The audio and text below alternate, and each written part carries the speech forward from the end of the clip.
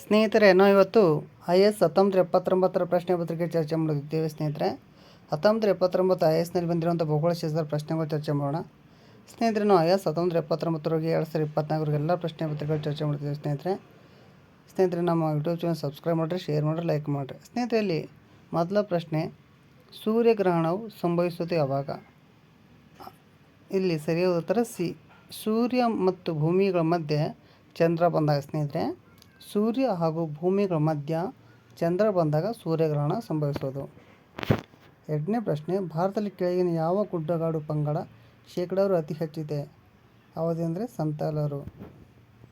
ಮೂರನೇ ಪ್ರಶ್ನೆ, ಮಾನ್ಸೂನ್ ಆಗಮನದೊಂದಿಗೆ ಕೆಳಗಿನ ಯಾವ ಬೆಳೆಯನ್ನು ಬೆಳೆಯಲಾಗುತ್ತದೆ? ಮಾನ್ಸೂನ್ ಆಗಮನದೊಂದಿಗೆ ಕೆಳಗಿನ ಯಾವ ಬೆಳೆಯನ್ನು ಬೆಳೆಯಲಾಗುತ್ತದೆ? ಸ್ನೇಹಿತರೆ, ಸಿ. ಖಾರಿ ಬೆಳೆ.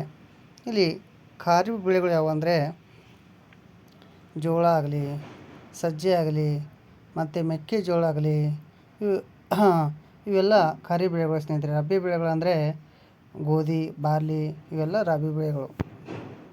ಸ್ನೇಹಿತರಲ್ಲಿ ಆಸ್ಟ್ರಿಚ್, ಪ್ಲೆಟಿಪಸ್ ಹಾಗೂ ಕೋವಲ ಕರಡಿಗಳನ್ನು ನೀವು ಯಾವ ದೇಶದಿಂದ ಆಮದು ಮಾಡಿಕೊಳ್ಳುವಿರಿ? ಇಲ್ಲಿ ಕರೆಕ್ಟು ಸರಿಯಾದ ಉತ್ತರ ಯಾವುದಂದರೆ ಆಸ್ಟ್ರೇಲಿಯಾ. ಭಾರತ ಸಮುದ್ರ ಗಡಿ ಎಷ್ಟು ದೂರ ವ್ಯಾಪಿಸಿದೆ? ಸ್ನೇಹಿತರೆ, ನಮ್ಮ ಭಾರತ ಸಮುದ್ರ ಗಡಿ ಎಷ್ಟು ದೂರ ವ್ಯಾಪಿಸಿದೆ ಅಂದರೆ ಇಲ್ಲಿ ಸರಿಯಾದ ಉತ್ತರ 12 ನಾಟಿಕಲ್ ಮೈಲು. ಎಷ್ಟು? 12 ನಾಟಿಕಲ್ ಮೈಲು.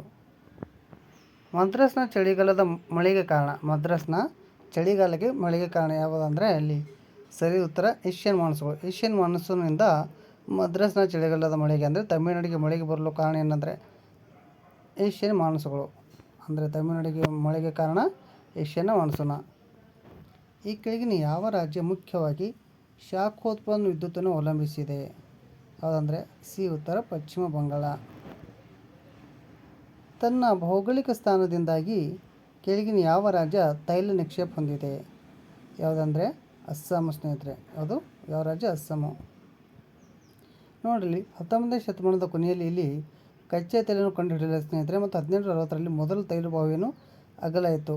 ದಿಗ್ಬೈ. ಯಾವುದು? ದಿಗ್ಬೈಯನ್ನು ಅಸ್ಸಾಂನ ತೈಲ ನಗರ ಎಂದು ಕರೆಯಲಾಗುತ್ತದೆ. ಸ್ನೇಹಿತರೆ, ಅಲ್ಲಿ ಏಷ್ಯಾದಲ್ಲಿ ಮೊದಲ ತೈಲ ಬಾವಿಯನ್ನು ಕೊರೆಯಲಾಯಿತು.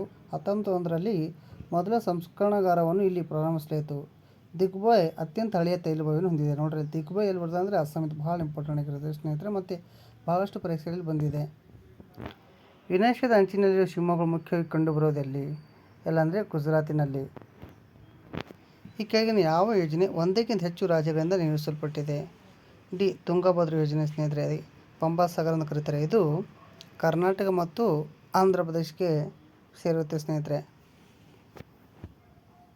ಡಿಸೆಂಬರ್ನಲ್ಲಿ ಅತಿ ಹೆಚ್ಚು ಸೂರ್ಯನ ಬೆಳಕನ್ನು ಕೆಳಗಿನ ಯಾವ ಸ್ಥಳದಲ್ಲಿ ನೀವು ಕಾಣುವಿರಿ? ಎಲ್ಲಂದರೆ ಕನ್ಯಾಕುಮಾರಿಯಲ್ಲಿ. ಗೋಂಡ್ವಾನ ಬೆಟ್ಟಗಳು ಎಲ್ಲಿವೆ? ಸ್ನೇಹಿತರೆ, ಗೋಂಡ್ವಾನ ಬೆಟ್ಟಗಳು ಮಧ್ಯಪ್ರದೇಶದಲ್ಲಿ ಕಂಡುಬರ್ತವೆ.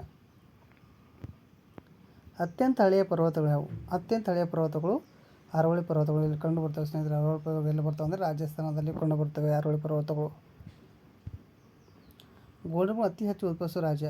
ಗೋಡಂಬಿ ಅತಿ ಹೆಚ್ಚು ಉತ್ಪಾದಿಸುವ ರಾಜ್ಯ ಯಾವುದಂದರೆ ತಮಿಳುನಾಡು. ಭಾರತ ಈ ಭಾಗದಲ್ಲಿ ಲ್ಯಾಟರೈಟ್ ಮಣ್ಣಿನ ಹೆಚ್ಚಿದೆ. ಎಲ್ಲಿದೆ ಅಂದರೆ ಪಶ್ಚಿಮ ಘಟ್ಟಗಳು. ಲ್ಯಾಟರೈಟ್ ಮಣ್ಣು ಎಲ್ಲಿ ಕಂಡುಬರ್ತವೆ? ಸ್ನೇಹಿತರೆ, ಪಶ್ಚಿಮ ಘಟ್ಟಗಳು. ಪಶ್ಚಿಮ ಘಟ್ಟದಲ್ಲಿ ಯಾವ ಕಂಡುಬರುತ್ತೆ? ಯಾವ ಮಣ್ಣು ಕಂಡುಬರುತ್ತೆ? ಲ್ಯಾಟರೈಟ್ ಮಣ್ಣು. ದ ಗ್ರೇಟ್ ಇಂಡಿಯನ್ ಬಸ್ಟರ್ಡ್ ಯಾವ ರಾಜ್ಯದಲ್ಲಿದೆ? ದ ಗ್ರೇಟ್ ಇಂಡಿಯನ್ ಬಸ್ಟರ್ಡ್ ಯಾವ ರಾಜ್ಯದಲ್ಲಿ ಇದೆ ಅಂದರೆ ರಾಜಸ್ಥಾನ್ ರಾಜ್ಯದಲ್ಲಿ. ಜಗತ್ತಿನ ಸಕ್ಕರೆ ಪಾತ್ರೆಯಿಂದ ಖ್ಯಾತಗೊಂಡಿರುವ ದೇಶ ಯಾವುದು? ಸಿ. ಕ್ಯೂಬಾ. ಭೂಮಿಯ ಸುತ್ತ ಮನುಷ್ಯನು ಬಾಹ್ಯಾಕಾಶ ನೌಕೆಯೊಂದರಲ್ಲಿ ಸುತ್ತುವಾಗ ಅಲ್ಲಿ ಸರಿಯಾದ ಉತ್ತರ ಯಾವುದಾಗುತ್ತದೆ ಅಂದರೆ ದ್ರವ್ಯರಾಶಿ ಸ್ಥಿರವಾಗಿರುತ್ತೆ, ತೂಕ ಶೂನ್ಯವಾಗುತ್ತದೆ. ಅಂದರೆ ಭೂಮಿ ಸುತ್ತ ಮನುಷ್ಯನು ಬಾಹ್ಯಾಕಾಶ ನೌಕೆಯೊಂದರಲ್ಲಿ ಸುತ್ತುವಾಗ ಅವನ ದ್ರವ್ಯರಾಶಿ ಸ್ಥಿರವಾಗಿರುತ್ತೆ. ಸ್ನೇಹಿತರೆ, ಚೇಂಜ್ ಆಗಲ್ಲ, ಬಟ್ ಅಲ್ಲಿ ತೂಕ ಶೂನ್ಯವಾಗುತ್ತದೆ. ಮುಂದಿನ ಪ್ರಶ್ನೆ, ಸಮಭಾಜಕ ವೃತ್ತದ ಮೇಲೆ ಇರುವುದಕ್ಕಿಂತ ಧ್ರುವಗಳ ಬಳಿ ವಸ್ತು ಒಂದರ ತೂಕ ಹೆಚ್ಚಾಗಿರಲು ಕಾರಣ ಏನು? ಒಳ್ಳೆ ಸಮಭಾಜಕ ವೃತ್ತದ ಮೇಲೆ ಇರೋದಕ್ಕಿಂತ ಧ್ರುವಗಳ ಬಳಿ ವಸ್ತು ಒಂದರ ತೂಕ ಹೆಚ್ಚಾಗಿರಲು ಕಾರಣ ಸರಿಯಾದ ಉತ್ತರ ಬಿ.